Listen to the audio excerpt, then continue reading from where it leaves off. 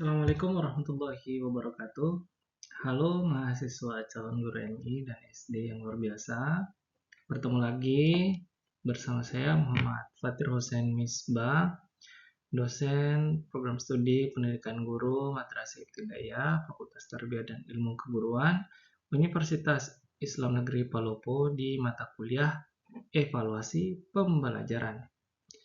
Hari ini kita akan masuk ke tahap krusial, yaitu analisis kualitas butir soal.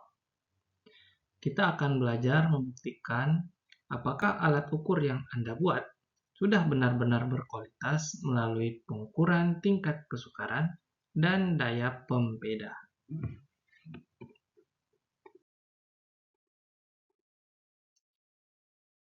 Mengapa soal harus dianalisis? Karena soal yang baik itu bukan sekedar susah atau mudah menurut perasaan kita.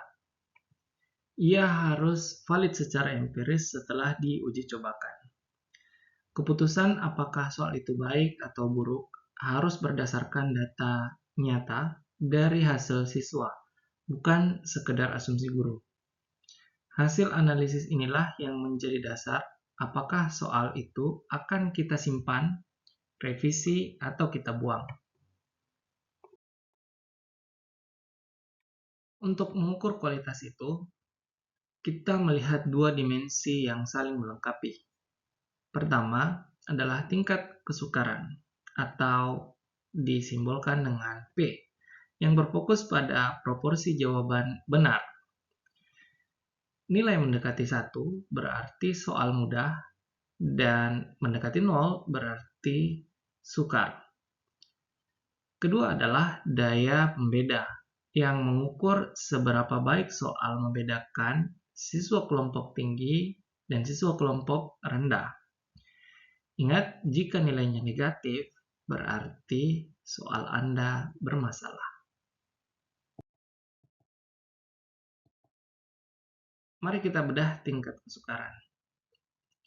Rumusnya sederhana, yaitu banyaknya siswa yang menjawab benar dibagi dengan jumlah seluruh siswa yang mengikuti tes. Nilai rentangnya pasti berada di antara 0 hingga 1. Dari perhitungan tadi, kita cocokkan dengan tabel ini.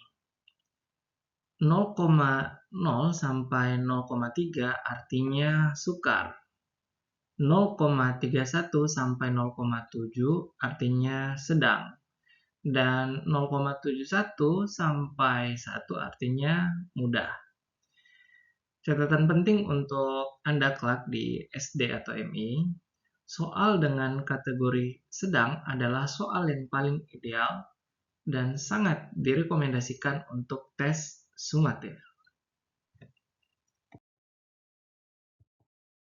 Selanjutnya adalah daya pembeda.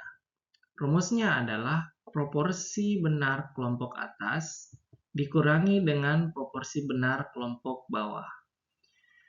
Di sekolah dengan siswa banyak, kita biasanya mengambil 27% nilai tertinggi sebagai kelompok atas dan 27% nilai terendah sebagai kelompok bawah. Untuk daya pembeda, aturannya jelas. Jika nilainya 0,4 ke atas, maka itu sangat baik. Antara 0,3 sampai 0,39 tergolong baik. Jika 0,20 sampai 0,29, maka itu tergolong cukup, di mana Anda harus merevisi pengecohnya. Tapi hati-hati, jika hasilnya di bawah 0,19 atau bahkan negatif, buang soal tersebut karena soal tersebut tidak mampu membedakan kemampuan siswa. Nah, mari kita simulasi data kelas. Kita akan menghitung nilai P dan nilai D untuk setiap butir soal berikut.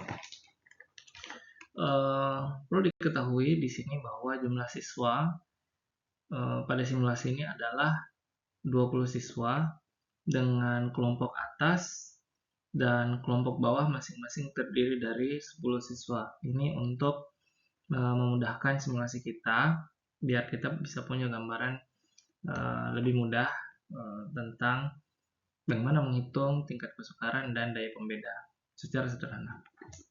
Nah, mari kita perhatikan bahwa di soal nomor 1, jumlah siswa yang menjawab benar adalah 14 dan kelompok atas yang menjawab benar 9 dan yang bawah ada 5. Maka jika kita mau menghitung nilai P di soal nomor 1, kita akan gunakan rumus P sama dengan B per JS, mana yang kita bahas sebelumnya. B itu adalah jumlah benar, ini kemudian dibagi dengan jumlah seluruh siswa, itu JS-nya. Nah, untuk nomor 1, maka jawabannya adalah 14 per 20. 14 per 20 itu sama saja dengan 0,7 ya teman-teman. Ya, maka kita langsung aja nulis di sini 0,7. Oke. Berdasarkan tabel yang kita bahas sebelumnya bahwa nilai 0,7 ini itu masih masuk kategori ideal ya. Mulai dari 0,31 sampai 0,7. Tuh. Nah, kita mesti memeriksa daya bedanya juga. Apakah betul soal ini mampu membedakan kelompok atas sama kelompok bawah, atau kelompok dengan kemampuan tinggi dan kelompok kemampuan rendah. Maka berdasarkan data yang kita punya di sini, yaitu kelompok atas dan kelompok bawah masing-masing 10 siswa, maka cara menghitungnya adalah 9 per 10 dibagi dengan 5 per 10. Atau ini sama saja dengan 0,9 dikurangi dengan 0,5 teman-teman. 0,9 dikurang 0,5 itu hasilnya sama dengan 0,4 ya. Nah, apa yang bisa disimpulkan di sini? 0,7 untuk tingkat kesukarannya berada di level sedang, sementara nilai discrimination atau daya pembedanya itu 0,4. Dari tabel yang kita bahas sebelumnya, hal ini bisa dipahami bahwa soal tersebut sangat baik dalam hal membedakan kelompok atas dan kelompok bawah. Maka soal ini disarankan untuk disimpan meskipun 14 yang menjawab benar atau nilai tingkat kesukaran sama dengan 0,7 itu selisih 0,01 dengan soal yang dianggap terlalu mudah ya. Nah, tapi ya ini masih bisa digunakan. Kemudian soal nomor 2, 8 jawaban benar dibagi dengan 20 siswa, maka hasilnya adalah nomor 2 ya, itu 8 per 20, atau kalau kita sederhanakan biar kita bisa dapat mudahnya, ini sama dengan 4 per 10 atau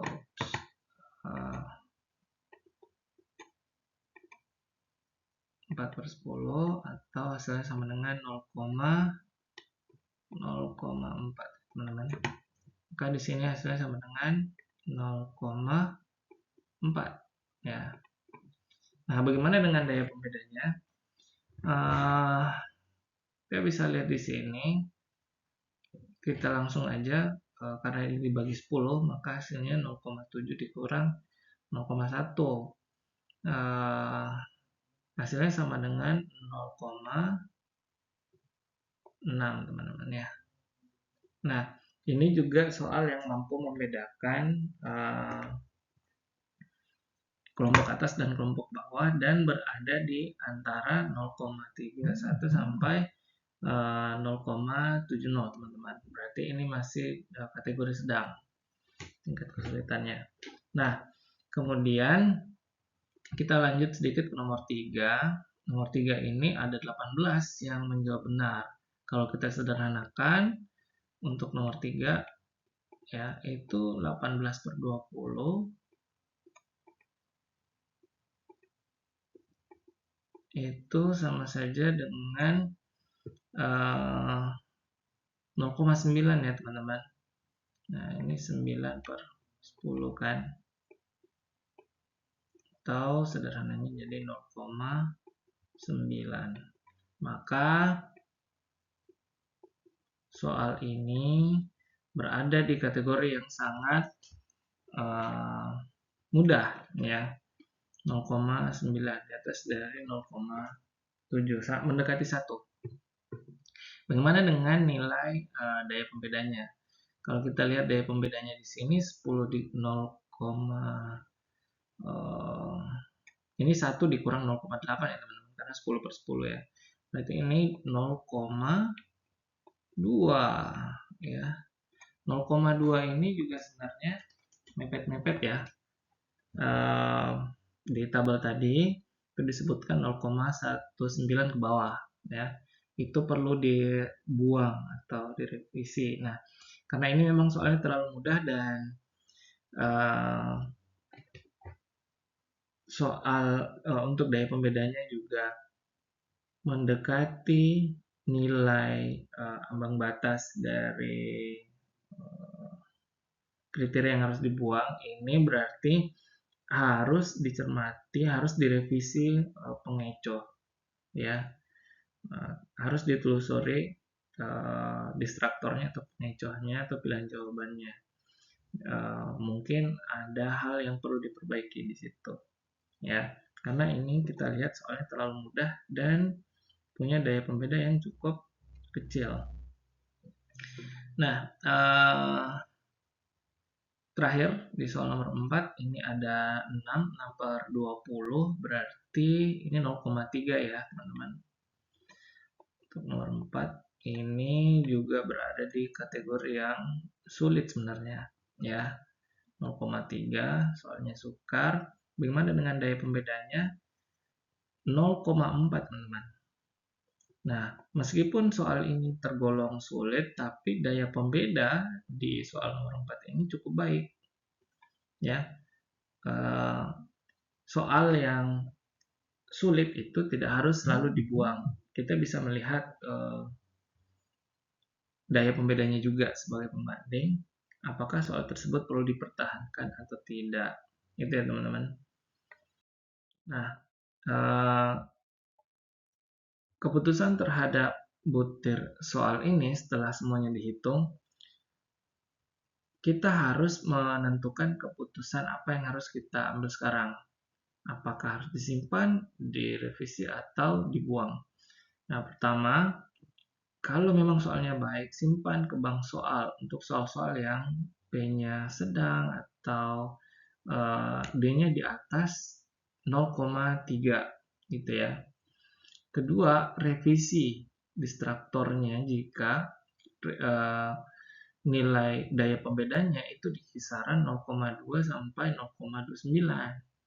Karena mungkin ada pilihan ganda yang ambigu.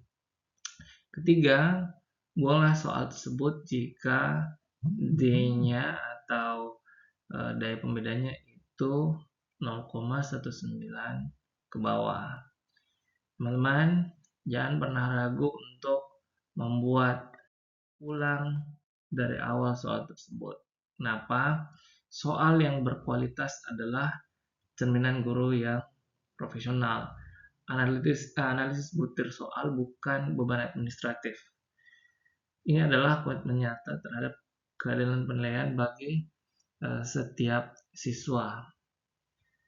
Guru yang baik itu tidak hanya mengajar tetapi juga mengevaluasi dengan bijak. Jadi jangan pernah menganggap bahwa menulis ulang soal atau membuang soal yang tidak perlu itu membebani kita sebagai guru, tapi anggaplah itu sebagai komitmen nyata kita terhadap keadilan penilaian bagi setiap siswa.